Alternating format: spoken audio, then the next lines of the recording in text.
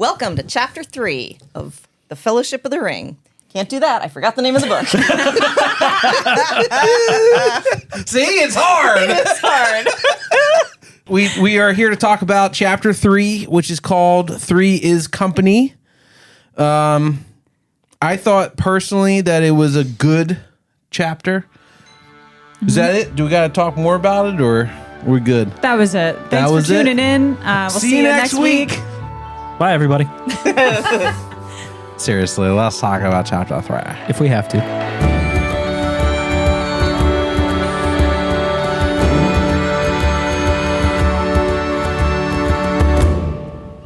Do we want to start with a recap of Chapter 2 before we dive into Chapter 3? Why not? Yeah. Super. All right. So this week, I'll be doing a brief recap from Chapter 2. Chapter 2 was 17 years since the big birthday party where Bilbo disappeared. Everyone at this point basically thinks Frodo's insane. He's doing a lot of wandering and thinking that Bilbo's still alive, Bilbo's coming back. There's lots going around the rumor mill. There are strange happenings around the Shire. There's elves in the woods. People are seeing dwarves. And so everyone's kind of a little on edge. So Gandalf has been checking in on Frodo every couple of years. He disappeared for 9 years and then came back. And this time he has something to tell Frodo. So he begins to tell the story of the ring that Bilbo gave Frodo. And it's a long story, and it takes up most of the chapter. At one point, they throw the ring into the fire to confirm that it is, in fact, a special ring. And Gandalf believes that it is Sauron's one ring. So this is bad news, evil ring, very, very powerful. We also find out that Gollum has told evil Sauron where this ring is, which is in the Shire, meaning the Shire is no longer safe. So Frodo now has to leave the Shire, destroy the ring. He has to take it all the way to Mordor and throw it into a volcano so that the Shire and the rest of Middle-earth can be safe. And that was Chapter 2. Beautiful. Nicely done. There it is. That was beautiful. I felt like I was living it all over again. Just the old conversation between Bilbo and Frodo and Gandalf just fucking taking forever. Long conversation. Yeah. But now Pat is going to lead us off with our summary of Chapter 3. All right. So Chapter 3 starts immediately where Chapter 2 leaves off. It's autumn, and Frodo and Gandalf are sitting together, and Gandalf says, hey, you should go quietly, and you should go soon. So Frodo thinks it over and says, what if we wait like 3 months for my birthday? And Gandalf is like, all right, that should do it. So Gandalf hangs out for like 2 months. And in this time, Frodo's finally set a date, right? It's going to be his birthday, September 22nd. He's going to leave. And now that it's real to him, he's looking around the Shire and he's suddenly that wanderlust is starting to feel less lustful. Like the Shire's gorgeous in the autumn. He's thinking about all the things he may never, ever see again. Because now he's thinking about like, where am I? I'm leaving. Why am I leaving? This might kill me. Yeah. And he doesn't even know where he's going to go. And he says that to Gandalf, and Gandalf says, you should go to Rivendell, to the house of Elrond Half-Elven. Turns out that's where he takes all his hobbits. You know, Frodo says, like, I'm not just going to disappear like Bilbo. Yeah, that would kill people. That can't be my legacy. And Gandalf says, fine, yeah. You shouldn't just disappear, but you definitely shouldn't tell people where you're going. So he comes up with this cover story. He's going to sell Bag End, and he's going to move back to Buckland. And the reason that he says he's leaving is because, he lets it, like, speculation take hold. And the rumor mill is that the money's running out finally. But nobody believes that because Bag End is literally stuffed with gold. That's insane. This is clearly a dark plot by Gandalf. Somehow, some way. And anyway, he sells to the Sackville Bagginses. No. Right? Like, I had forgotten that detail. Like, that was... Yeah. So, after all that waiting, they have to buy it. Even at a good price, they have to buy it. And he's bought the house, And these 2 months go by, and now we're in September, and it's like the couple days before the birthday. The house has been cleaned out of everything. He packs up a couple of giant wagons, has them delivered to his new house in Buckland, and it's just him and Sam and Pippin and Mary and Fatty. And they're just kind of hanging in the house. They take all the last stuff. Did you say Fatty? Fatty Bulger. Fatty Bulger. Yeah, Fatty. Fredger. Fredger. Okay. Yeah. Yes, formerly known as Fredger. Not me. Fatty. The Hobbit. But in this same time frame, Gandalf just comes to Frodo and says, "Hey, I've had some thoughts and I'm getting anxious. I have to leave and check some stuff out, but I'll be back." And so naturally, Frodo is a little worried about what could make Gandalf anxious, because he's anxious and it doesn't help nerves to find out that the person who's leading you on your journey is now going to fuck off to somewhere. So finally we get to the birthday and Gandalf still hasn't come back. And they have this like quiet little birthday dinner in an empty Bag End. And they empty the wine cellar. And they have themselves a merry little party. And at the end of the party, there's still no Gandalf. And Frodo takes one last look out the window and is wondering where the wizard is, and then he goes to sleep. So it's the day after. Sun comes up. The house is empty. They're making the final preparations. Frodo's dragging this out for as long as he can for Gandalf to show up. And somebody does show up, and it's Lobelia with her itemized list of everything she bought, and she'll be goddamned if she's going to leave or let Frodo leave before she goes through the entire house, line by line. It's a pre-closing walkthrough. We've all done it. Dude, I hate her so much. When I'm reading, I'm like, I get fired up reading about this girl. And finally, Frodo just says, "Here's the spare key. I'm going to leave a spare key with the gaffer." And she's like, "Oh, okay." And then finally he gets out of the house and she's satisfied and things are good. And so day turns to night and Frodo is still putting off leaving. And finally it's starting to get dark and he knows he can't anymore. They have to go with or without Gandalf. This was not the plan, but he has to go. So he sends off Fredger, Fatty, and Pippin, or Mary. Sends off Mary. Sends off Mary. Right, sends off Mary Oops. and Fatty. And they take the last cart to the house in Buckland. And, so who's next? Pippin, go get your bag. Sam, where are you? Sam was in the basement, quote, saying goodbye to the beer barrel. So he comes up and he's like, "Oh, yeah, I'm ready to go, but I got to go say bye to Dad first." "Okay, do you? But come back, we're leaving. Get your stuff. This is the final call. We're leaving now." And he goes outside for one last breath of fresh air. And he hears a voice talking to the gaffer. And he's like, "Oh, thank God, Gandalf." But he listens and the gaffer's on edge and he's very unhappy and he's being very, yes, this is Bag End. No, Mr. Frodo's not here. He left earlier today. They're going to Buckland. You can go, the road to Buckland is over there, and shuts a door on this guy basically. And Frodo is like, it sounds sinister. It sounds like a very sinister conversation, right? And something stops him from going down and investigating further because really he's just got to go. So they do.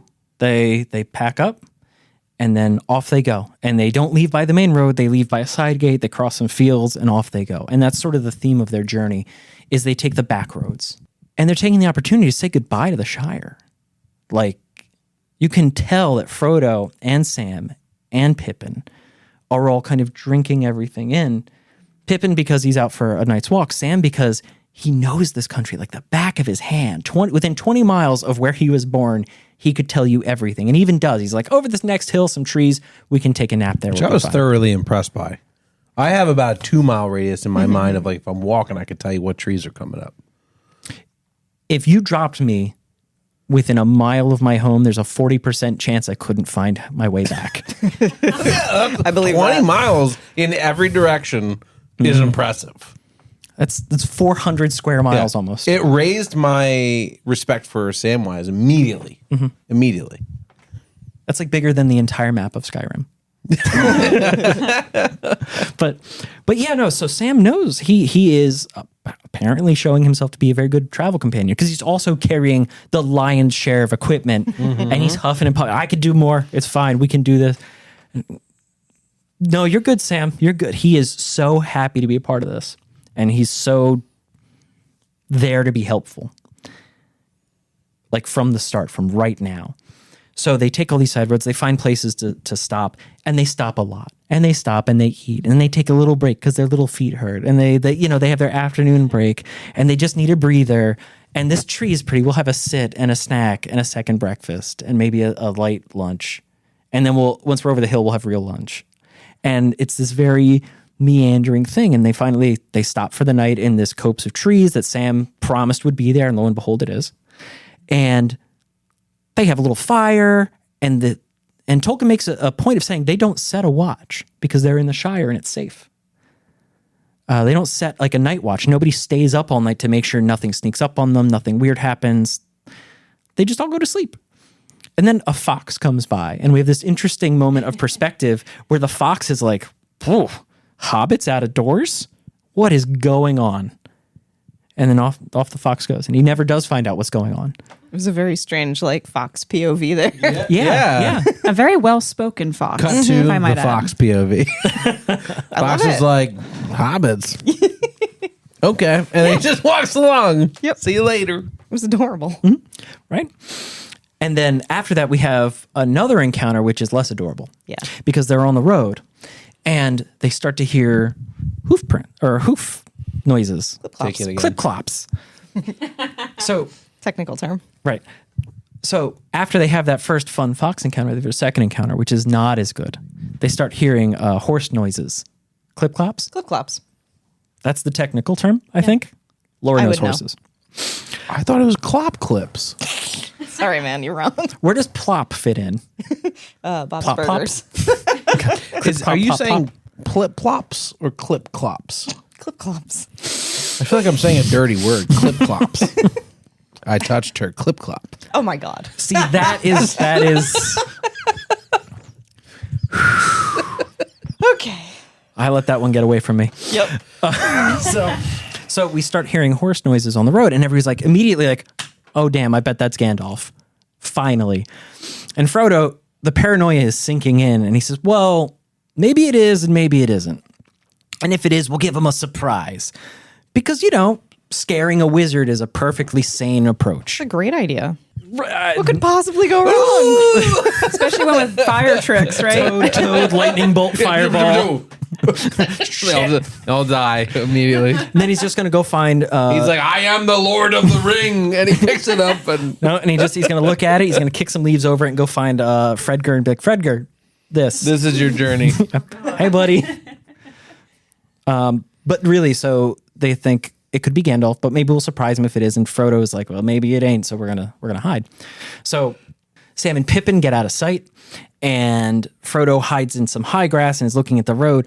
And around the bend, from the direction they had been coming, is like this clip clop, this big full-sized horse, no hobbit horse, and on it is this rider draped in black cloth, no face, can't see hands. No feet in the stirrups. Like, it's just a robed big person, big people on a full-sized ass horse. And when you're this tall, a horse is huge. And Frodo is afraid. Wow, I didn't even think about that. Yeah. A horse must be like an elephant to them. Like just the way the perspective. Like a huge freaking animal. Mm-hmm. And someone on top of it who is 3 times the size of them. And not like that in shadow, but there's no face, no hands, no feet. That's terrifying. That's terrifying. Right? It's this enormous thing, just clip, clop around the road. And it stops. And Frodo hears sniffing. And the figure's looking around like he's scenting the air. And this fear takes hold of him, and he wants nothing so much as to put on the ring and run and hide and get away. And just as his hand goes to the chain, and at that moment, the rider sits up, looks down the road, snaps the reins, and clip-clops away. Frodo is like, so it wasn't Gandalf, and it was weird and terrifying, and Sam and Pippin are like, well, what do you mean weird and terrifying? And Frodo explains to them, and Sam is like, oh, I know what that is. And they look like, what the fuck you do? And he's like, no, my dad told me. And when Sam went, My dad said. oh yeah, that's one of them Black Riders. That's what I pictured in that moment when I read that. My daddy says. Oh, Gaffer. Well, Gaffy says. My old man. So, when Sam, after he said goodbye to the beer barrel, while everyone else was waiting for him to grab his bag, he ran home to say bye to his dad, which is very sweet. But also, his dad was like, oh, wait, you're still here? I thought you left already. Well, you would not believe the lunatic, the weirdo that came by asking for Mr. Frodo. And so they had this exchange where all of the Gaffer's misgivings are communicated to Sam. All these, it spoke funny. He hissed at him. Like, he hissed at the Gaffer when he said Frodo wasn't home. Like, Was dressed in all black. Dressed in all black. Was a big people. Yeah, just His name? Johnny Cash. worst of all, he was. He was like, have you seen Folsom? Oh no! Like, Frodo? That's exactly what happened. Folsom. Sorry, I looking for just the got Ring back of from Fire and I was- Nashville. Oh my God! I got Johnny Cash in my brain. Did you missed that What? Ring of Fire? He's looking for the Ring of He's looking Fire. at the Ring of Fire. That was. Ring of Fire. It's okay. He always talks over me. Oh, well. But anyway, so Johnny Cash scared the Gaffer, and the Gaffer swore off country after that. Like you do. Like you do. Like honestly, As you do. Honestly, I could not imagine a worse person to ride up on you at night with a horse asking for where your friend. Then Johnny Cash. Johnny Cash comes out of the night and hissing at you. Yeah. Oh my god. Down. No, sir. Not here. And so what you have to understand is Pippin is out of the loop on all of this. All of a sudden, there's this weird thing. Frodo looks like he's seen a ghost, and Sam is like, I know your guy. And Pippin's like, Cousin Frodo, the actual fuck is going on? And Frodo's like, I wish I could tell you, but I shouldn't, so I'm not gonna.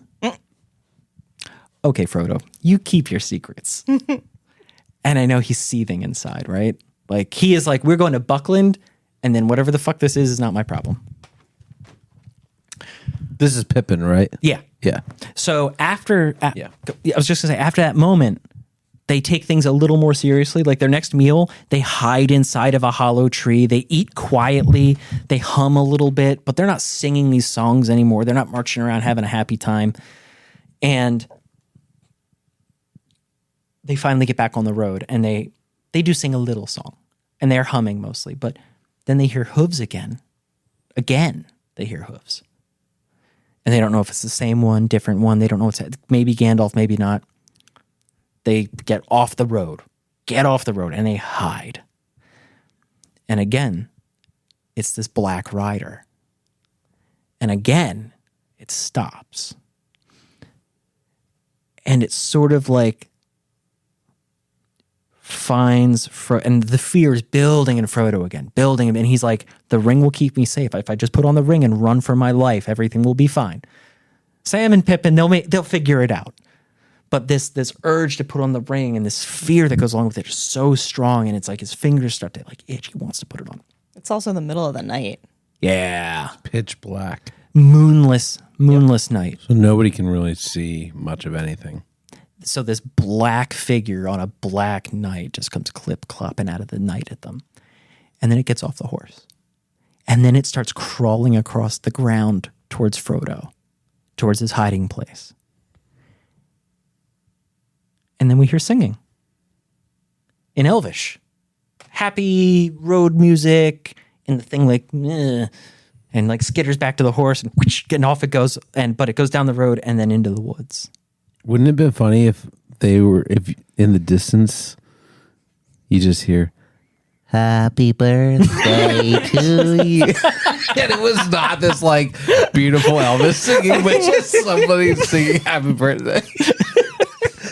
It could have just been happy birthday in Elvish. I don't know. Yeah.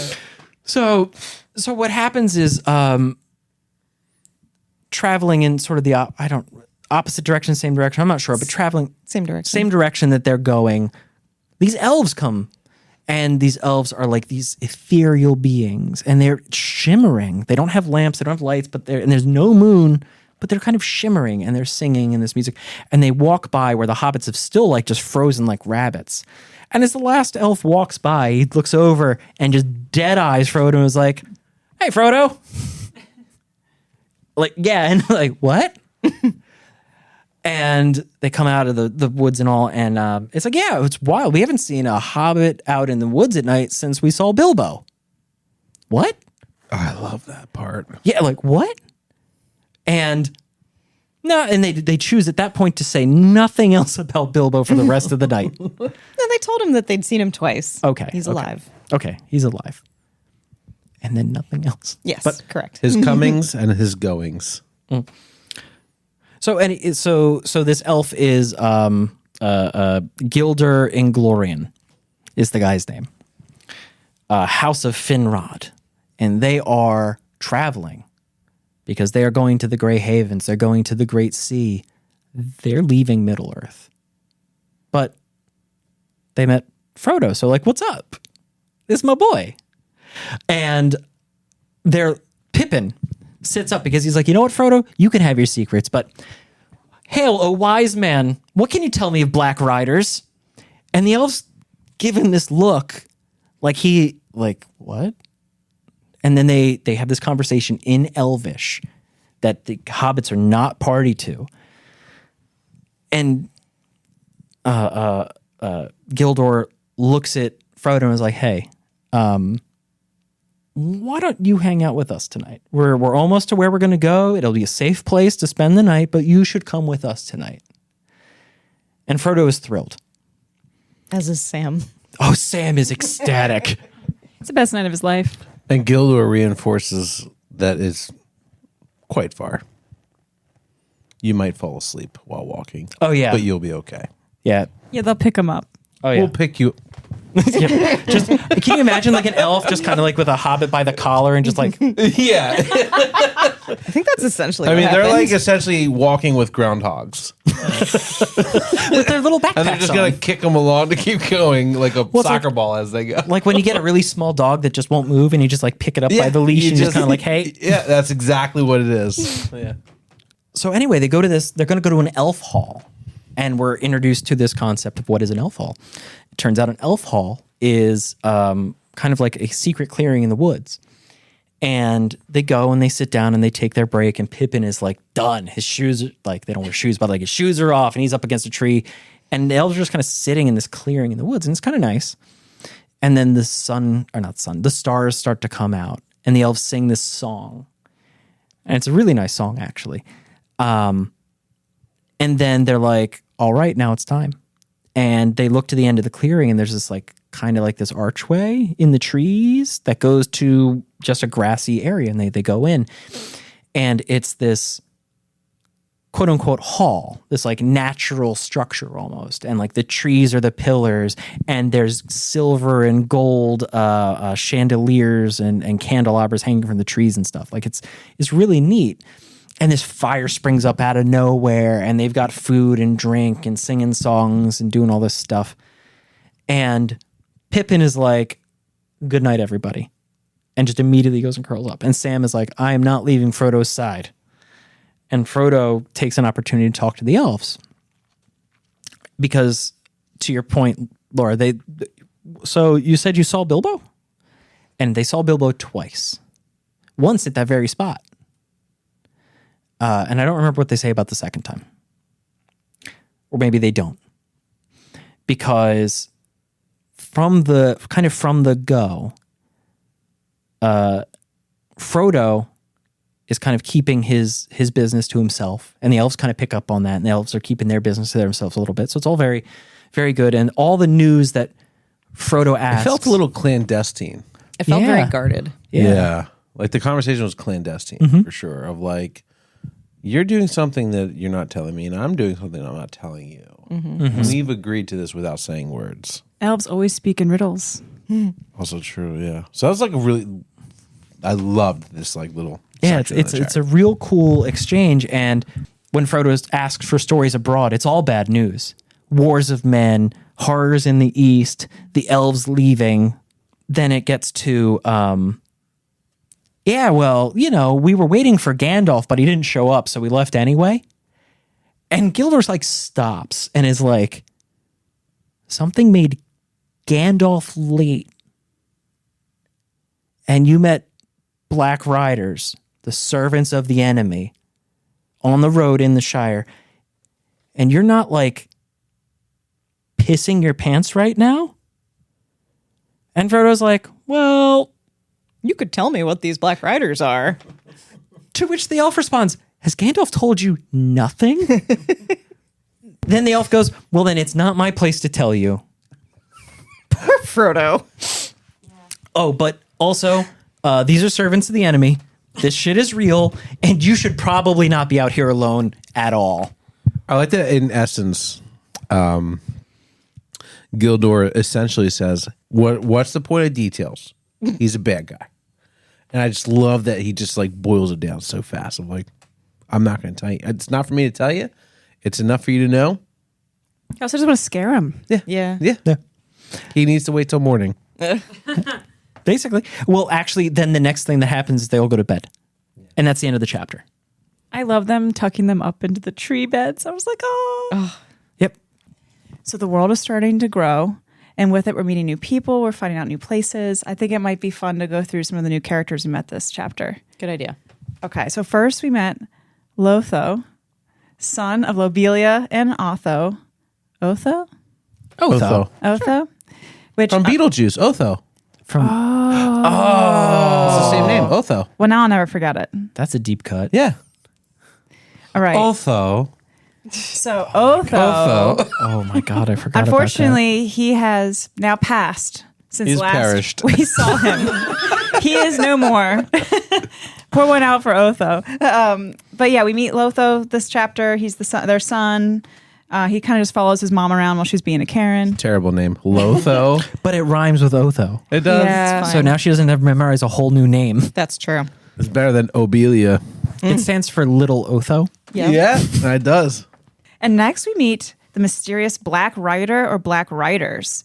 We don't know much about them yet, other than they're described as a very large man in a black cloak. They don't have a face or seemingly any appendages. They're described as the servant of the enemy.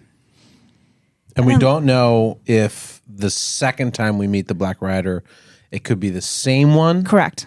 or potentially a second one. Yeah, we don't know how Yeah. many there are. To be continued. Yep. Shire's And just here for last, run. we met Geldor Inglorian, high elf of the House of Finrod. Describes himself as an exile. Honestly, Gandalf has some competition from one of my favorite characters now. Yeah. He was pretty great. Well, I think this is a good kickoff to kind of dive into this chapter. I got to say, as someone who was not the biggest fan of chapter 2, I thought chapter 3 came out swinging. Yeah. I think that there was so much movement, so much fun. I felt like we literally and truly, literally went on an adventure in this one. Like we began the fun. And I'm not a big reader. So for me, this was like, oh, something's happening. Like I'm always trying to find like what's happening.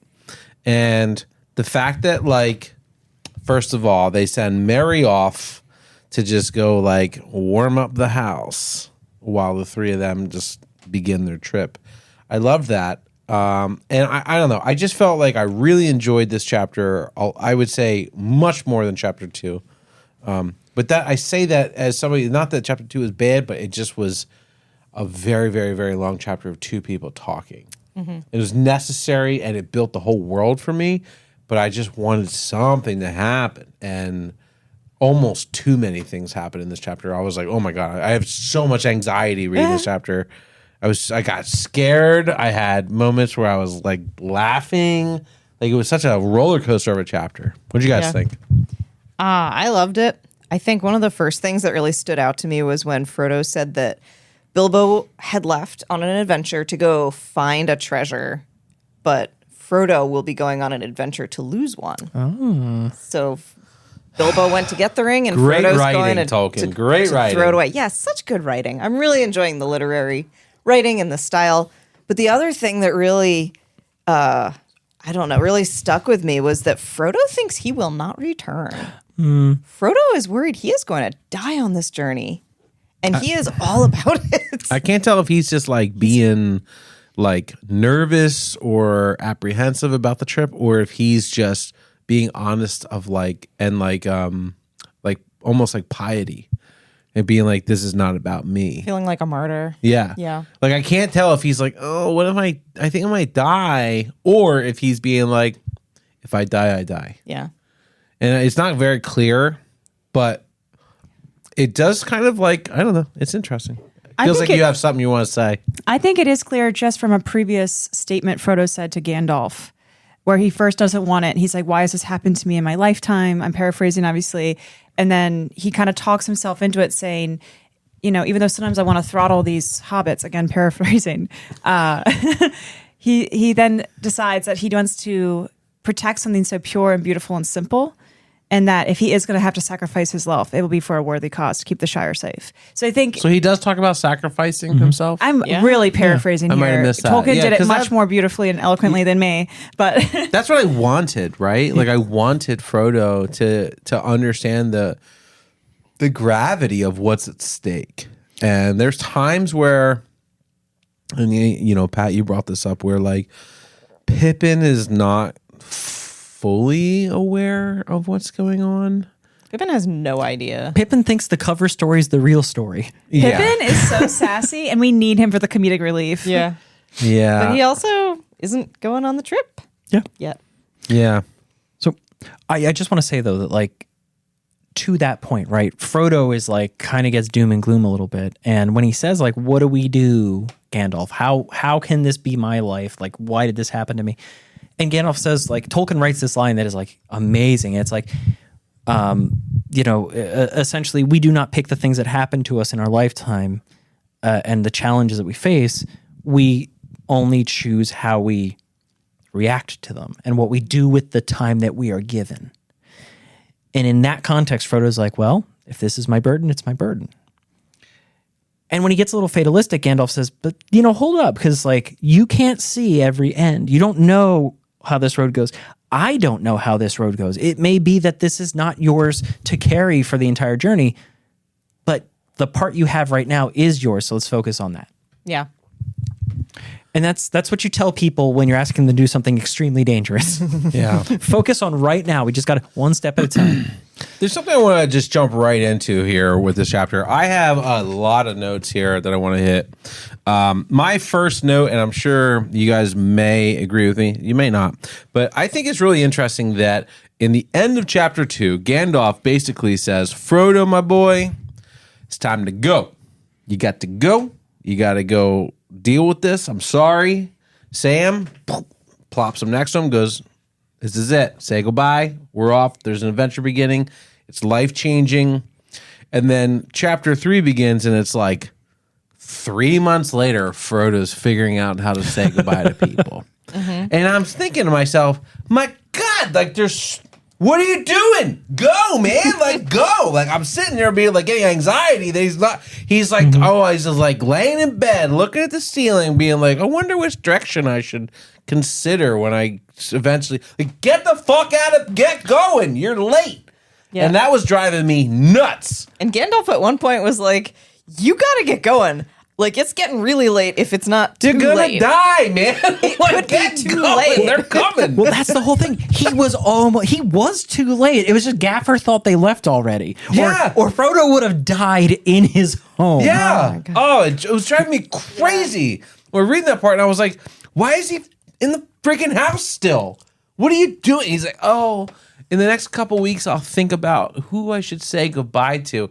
And I was like squeezing the page as I was like turning, and I was like, oh. Well, he had decided This he was annoyed going to me. wait until his 50th birthday to leave, which was in September.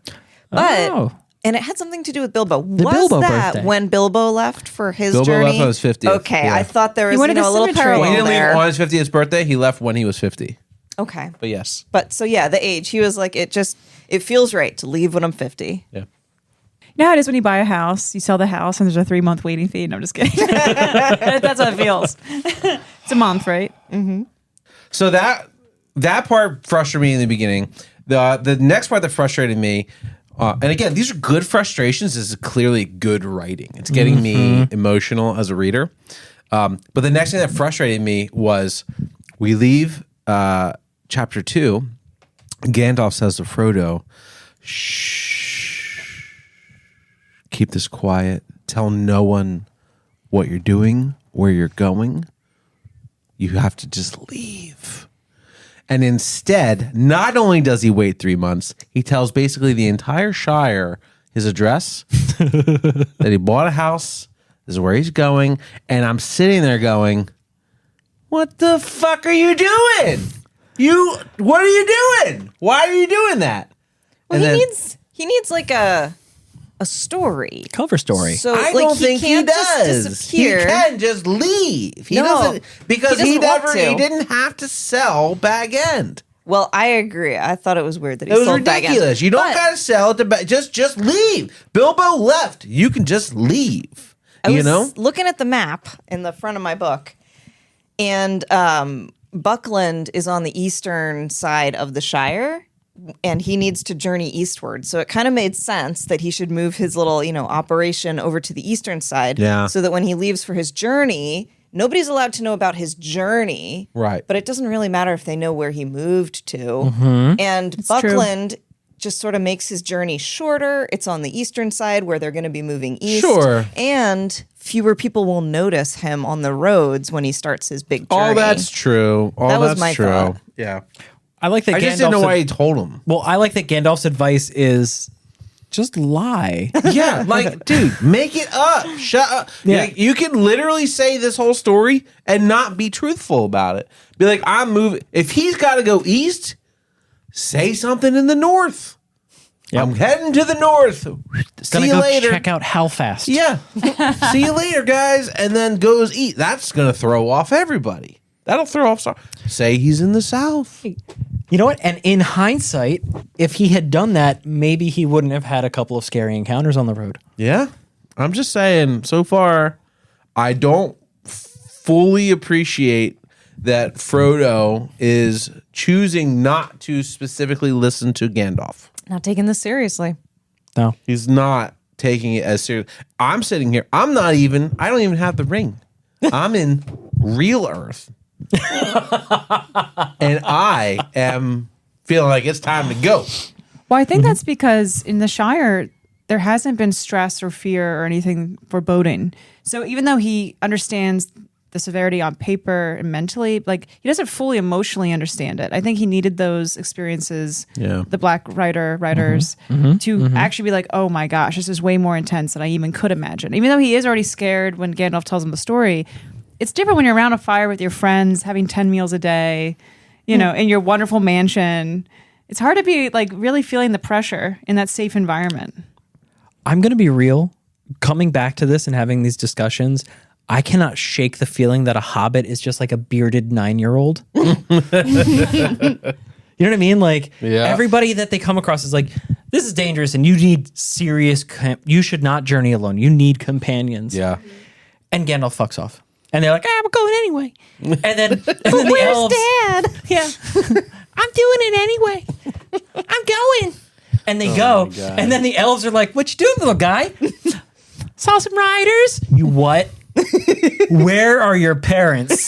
You're coming with it's us. like the equivalent of like if you had kids and your kid's friend came in and you were like, did you guys have fun after school today? And they were like, yeah, Johnny has a gun. You'd be like, what?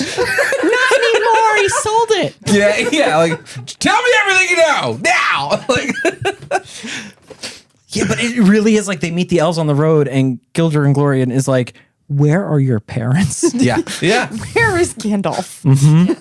So another thing I want to bring up, and I don't know if anybody else felt this way, but I could not help but notice that there were at least 6, I think 5 or 6.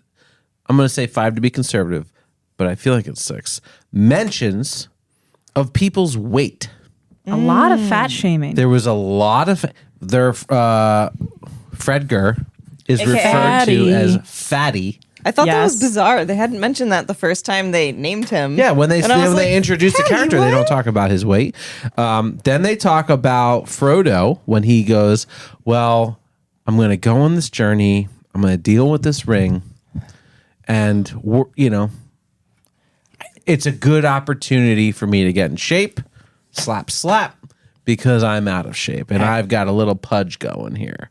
And then literally somebody else, I forget who it is, but somebody reinforces it. It's Pippin. Pippin Yeah, goes, Pippin yeah, calls him you fat." do. You got a pudge you got to get rid of. It's like, I know, I just was sitting there going like, this is a whole community of people that don't move. And they eat. They eat, drink, and just sleep and don't do anything. I bet every single one of them is fat. But nobody's going for 10-mile walks in this community. So I don't know. It just felt like that stood out to me. I don't know if We you know guys have Frodo's thoughts been on that. walking.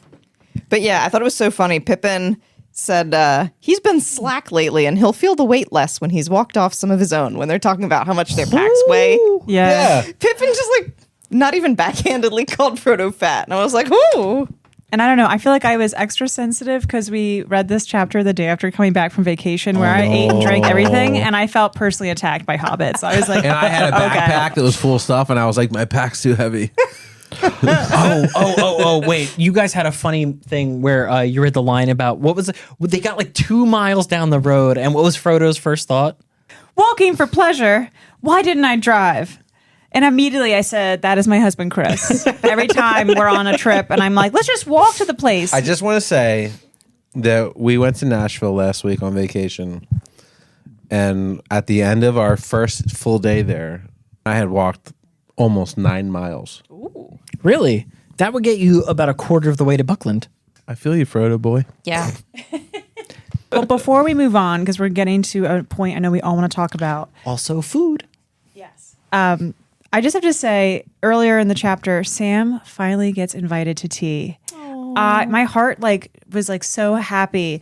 Sam was just appreciating not being treated just as the gardener. He's actually Frodo and their friend now. And that was just really a cool moment before we start off on this arduous journey. That's awesome. I noticed a slightly troubling symmetry parallel here. They keep referring to Sam in a very dog-like manner. I don't know if you guys noticed, but at the end, when Sam finally decides to go to sleep, they say he curls up at Frodo's feet. Not only does he refuse to leave his side, but he literally curls up at his feet like a Labrador. Yeah, he's got golden to lab energy. Yeah. Keep him safe. And I was like, that's so cute, but also stop making Sam a dog. Well, it's interesting you say that. When they have their first morning and they don't set the watch, nobody stays up. When they wake up, Funny. I really was taken aback by how they treated Sam. Basically, Frodo wakes up and he goes for a short walk Just to find water. just to find some water, or at least that's what they believe. Frodo is not specifically in his mind looking for water, but Pippin and Sam believe Frodo has gone off to get water. But the funny thing is, Frodo's going off to get water, and yet Pippin turns to Sam and asks him, as he waking him up from his sleep, goes, "Is the hot bath water ready?" And it's like, well, first of all, we know neither of these two went and got water. That leaves it to Frodo. Frodo's he's not back yet. So it's truly an impossible situation. They ask he's him to put get in. breakfast ready by 9:30. Yeah. Right, yeah. And Sam's response is, "Oh yeah, I got it. I'm on it. I'm on it." Yeah. And immediately I just felt like they were bullying him. It was a tough part to read. Yeah, it's a very tough part to read. I think the takeaway is Pippin's an asshole. Pippin's totally an asshole, and it doesn't help. Oh, trust me, I did not feel great about this, but I say this every episode. We're listening to this on Spotify to Andy Serkis do it while reading it, and Andy Serkis does Pippin as a deep Highlands Scottish person. That feels like old English racist. Yeah, it's interesting, and he makes the asshole of them is this like Scotsman.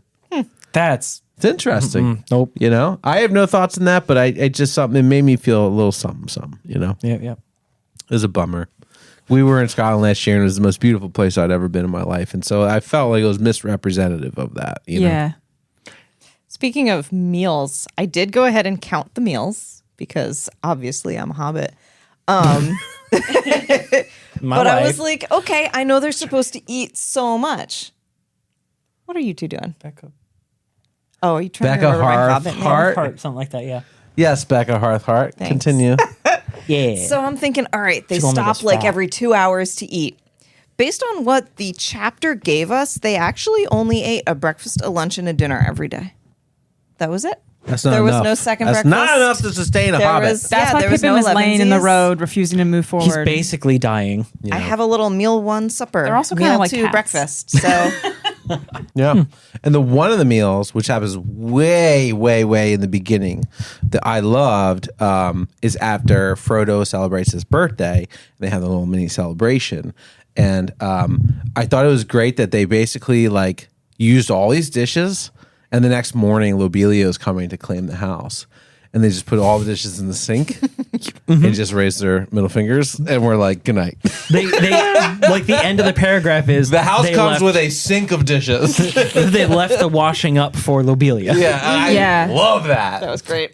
If our previous owner had left dishes in the sink, I would be in jail. Everyone would be pissed. You would have had an aneurysm. I would We're be all in jail. homeowners here. It would be unacceptable to buy a house. And I waited 45 days for my house. If I would have waited 77 years, I would be furious about this. So I just want to circle back to something where you said like you didn't have to like sell Bag End.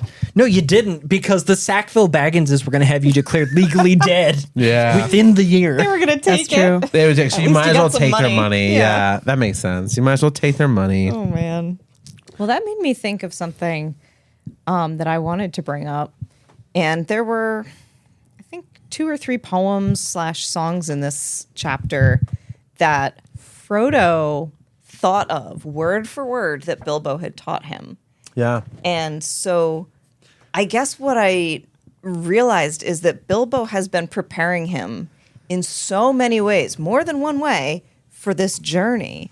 Did he know he was preparing I him? don't think he Probably even not. knew. But Frodo now has this like taste for adventure, this desire to see, you know, what's around the next bend. And one of the poems was like, oh, you might see a tree that nobody's ever seen before. And so he's got this itch for adventure. But we also notice as the chapter goes on that Bilbo has prepared him for this journey in that everybody he meets already knows him. The elves know him. Bilbo taught him some high elvish. Oh, right. He gets Bilbo declared taught an him some elf. high elvish. Yeah, like elf that friend. Elf friend. Hashtag interaction goals. would have gone so differently if Frodo hadn't been able to speak a little bit of Elvish. Yeah. You know, he says, "Hey, don't speak any secrets now. This guy understands us." I love that line. Yes. Say And so, habla español. like Bilbo, nobody Sorry. else could have done this journey because Bilbo had perfectly set up Frodo for it. That's wild. That is really cool. And Bilbo didn't That is even really know cool. that this was going to happen. You bring up such an interesting point, and I know I'm kind of jumping ahead to the very end with this, but I do want to say when Gildor talks about Frodo being an elf friend, Inglorian, My man. they call him an elf Inglorian friend, bastards. and he says something that's really interesting to me, and I felt like that was actually Tolkien being like a linguist, basically.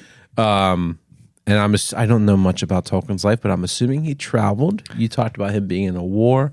I'm He assuming went to France. he traveled a bunch. Maybe just France, maybe other places. I don't know. Which the elves feel a little French to me. Yeah. They're from across the sea. Yeah, They they're are very fancy. foreigners. They appreciate when you speak their language. Very fancy foreigners. So They have great wine and that brings up cheese. something that I just want to talk about real fast, and it's a bit of a tangent, but I think that it's worth bringing up because of everything that happened in chapter 3. That's what stuck with me the most is the metaphor that Tolkien is getting across in that, which is to use a foreign tongue when presented with an opportunity. You are essentially providing an opportunity for them to assist you and be happy that you're trying to mimic their tongue. And to clarify, not just trying to like copy the accent, but say their greetings, their cheers, and their things in And their it makes tongue so much as best sense. you can. Yeah. It's an instant connection. There's so many cultures where perhaps if you spent more time trying to honor and respect their language and trying to learn some of it and say it back to them, you might get the opportunity for good things to happen in return as a response. That's like really insightful and really touching. So there's something that Tolkien does that I just want to bring up real fast. It's that basically like once or twice a chapter, he kind of takes a word, a phrase that we know in our world, and he throws it in there, but he changes it just enough to make it unique and like kind of fantastical in its own way. In chapter 1, it was jewels. In this, make sure I say it right, it's connection. But the connection is not spelled the way that we know it to be spelled. It's CONNEXION. Connection. Which is so fun. Trust I feel me. it's kind of an old school way to spell something with that like sound in it, the connection. It's kind of a Yeah, because it's like more advanced than like color where it has like a U in it. But it's definitely like, it's got a bit of like a little smile to it, you know? There's a little smile. little wink wink. So I really like that. I think there was a note in one of the prologues that a lot of the publishers would try to change his, typos into the correct spelling of these words.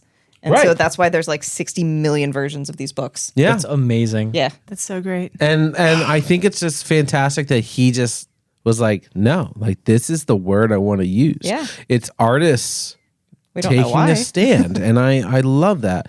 And on the topic of language, I just want to point out that I don't know why I took a note of it, but I just took a note of it when he talks about grass, and he calls it tussocky. And that might be a nice fancy word that everybody knows. I don't use that language in my daily life, and I have grass in my yard. And tussocky, But you definitely don't have tussocks. no.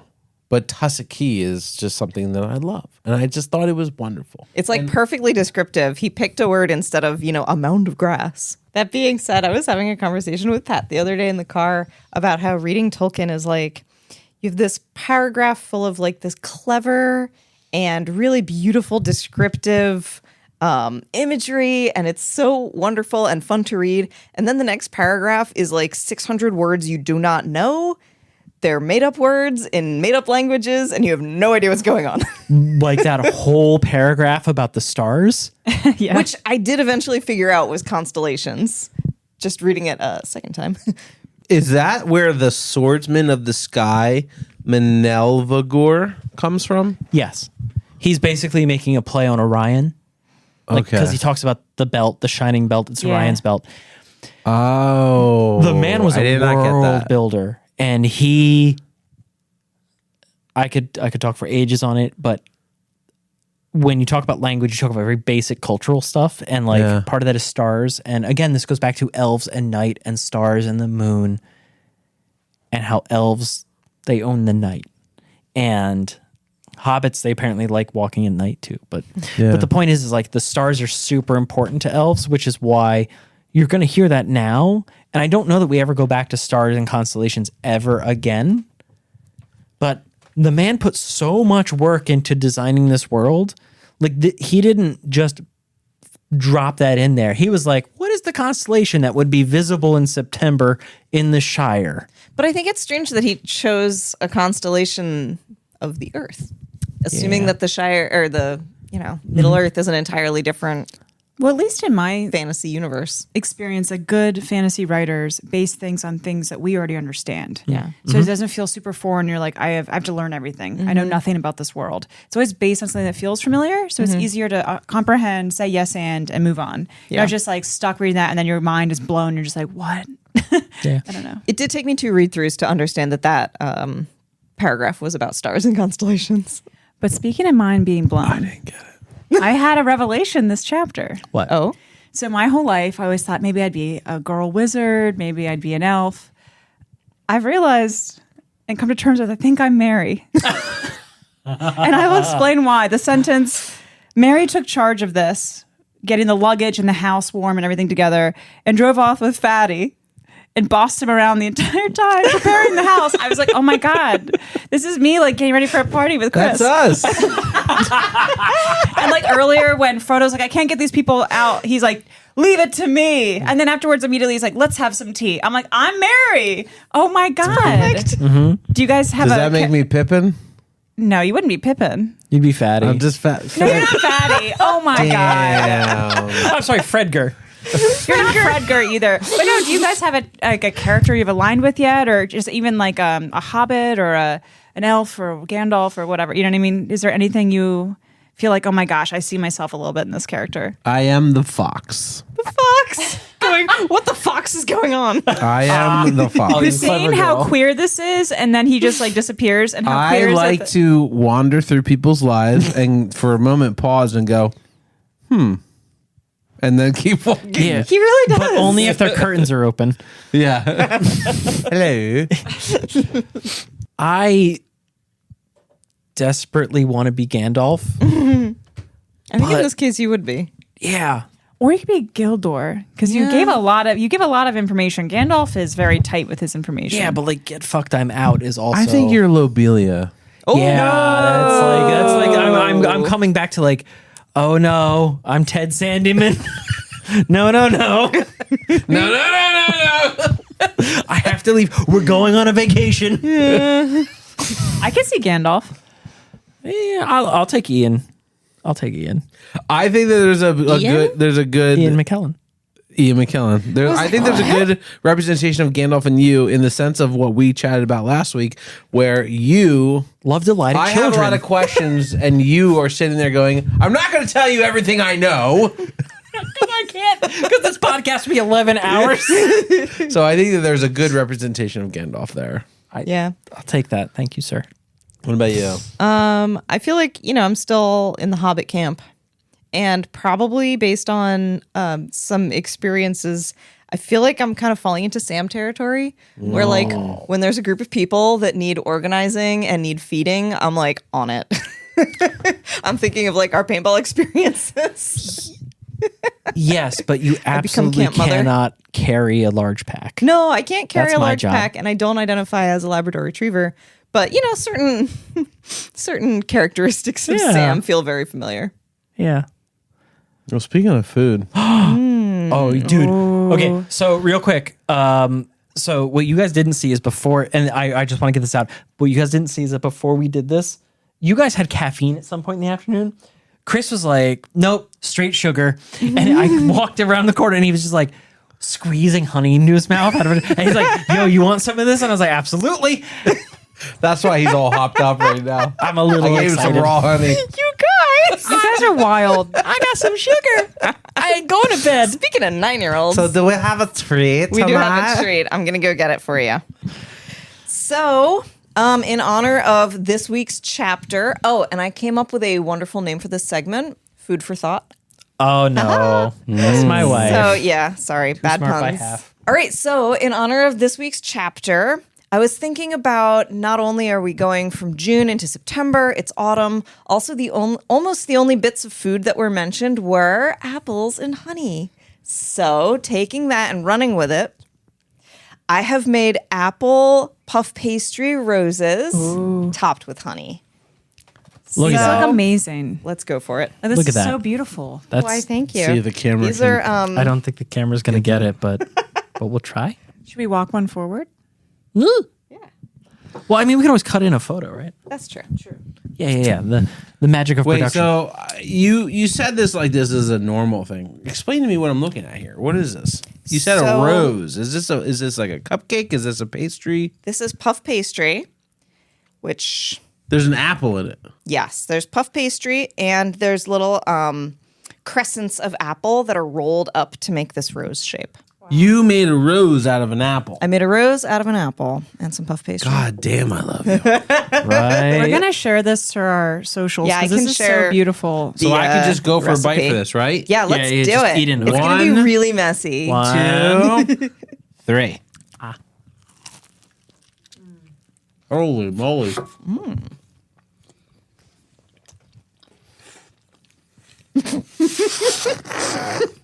All the gross Pat chewing just noises.